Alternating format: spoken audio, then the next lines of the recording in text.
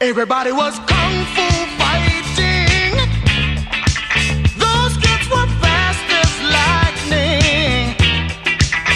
In fact, it was a little bit frightening. Watch out, front row. Now you guys are safe. I judged my distance and everything. He's an expert. He knows what he's doing. All right. A lot of people, when they join our school, they're really not too familiar with how many weapons we actually teach. Okay? Traditionally in our system, there are around 40 weapons plus. Okay? They can be broken down into categories. We have long weapons, which are your spears, your staves. We have short weapons, okay, which is what I'm going to be demonstrating, which are our straight swords, our broadswords. Those actually also fit into our edged weapons. We have flexible weapons, which is our chain whip, three-sectional staff, those types of things that bend and flex. And we have paired weapons, which is actually what I'm going to be demonstrating, okay? Now, it's really challenging, okay, to work with one weapon, okay, because you have one arm utilizing the weapon, and you have a free arm to help control your body. It's a little more challenging to do two weapons because both hands are being utilized and you're trying to balance them along with what you're doing with your body. Now, I'm going to be performing a double broadsword form out of the 7-star praying mantis system. Now, although it may not look like it, this is actually a basic form. Okay? It has the nickname of the tornado broadsword form. Okay? And the reason it's considered a basic double broadsword form is because you're going to see a lot of the major movements repeated several times. Now, if you see a form that has a lot of repetition in it, there's a reason for it. Okay? Because it's there to help you really understand the basics of utilizing that weapon. Okay? So, double broadswords.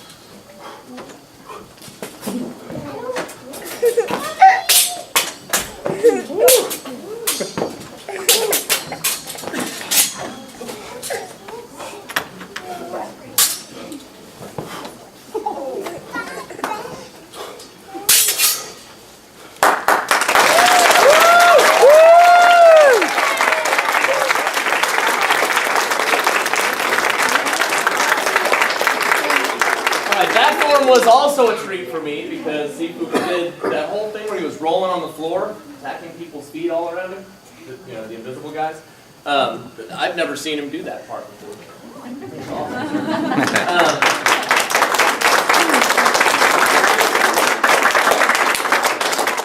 Now, one of the things especially you're going to see with the style of martial arts we do, every movement has a self-defense application. We do eBay at the beginning of a lot of our exercises.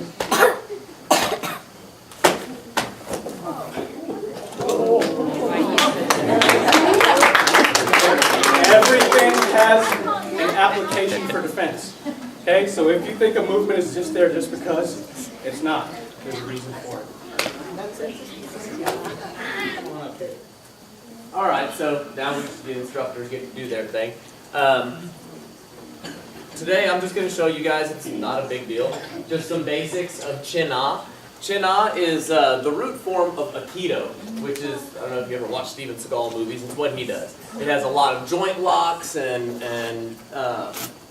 pressure point moves in it, things like that. I'm going to just show you 3 of the basics that we use in that one. The first one is for the basic wrist grab. Almost every martial art knows a lot of stuff to use against a wrist grab. What we do is not just a simple get out of it and smack the guy, but we put him in a whole lot of pain while he can't move. So, okay, so let me slow that down. show you guys what I'm doing. When he grabs the wrist, I'm covering his hand first, because he thinks he's got me, but I don't want him to get away. So once he's got me, I'm going to bring his hand up, turn it over, and you can see how his wrist is already bending in a way that it's not supposed to bend. So I'm going to keep pushing it that way, adding pressure, which is, and you know, this right here by itself, if I just keep pushing, is enough to knock him down on the ground. But then to add into that, I'm going to take my elbow, put it against his elbow, locking his elbow out. If I push hard enough, there's a possibility of even breaking the elbow. So then I just drop my weight down on this, and I stop because I'm nice. But whenever you catch somebody like that, if you drop fast, their face goes pop right into the ground. So either they get a face popped into the ground, or a broken elbow, or a broken wrist. Either way, it's not fun. The next one is going to be for a kick self-defense. Okay, now where I'm holding him is kind of painful, but I guess I can let up on it. So, even though the first part looks neat, it's really the last part that gives you the control over it. When he does the kick, I'm going to block the kick, catch his foot, step behind him, and knock him down. Then I'm going to be catching, let's turn you this way. I'm catching his toes underneath my armpit, and I'm adding pressure backwards on his foot. So basically it's taking his foot and bending it backwards the way it's not supposed to go. Now it is really easy to get yourself too far forward where you're not really adding enough pressure, but that's okay because I've still got him in a position where I can control it. Alright, and the last move, of course, we'll do just a basic punching technique. Okay, had to catch it. Now let me explain what we did. Whenever he did the punch, I block, grab, and I'm catching him right across here. Now, one of two things is going to happen. Either I'm going to drop him back, and he'll land with his back in the middle of my knee, breaking his back. Or, if he doesn't land there, I'm going to be able to just add pressure and choke him until he passes out. So either way, you have control of the person. If you don't want to break their back, you can just move your knee a little bit to the side and just choke them. But if it's a serious enough situation, well, you can end the fight. So, thank you, sir.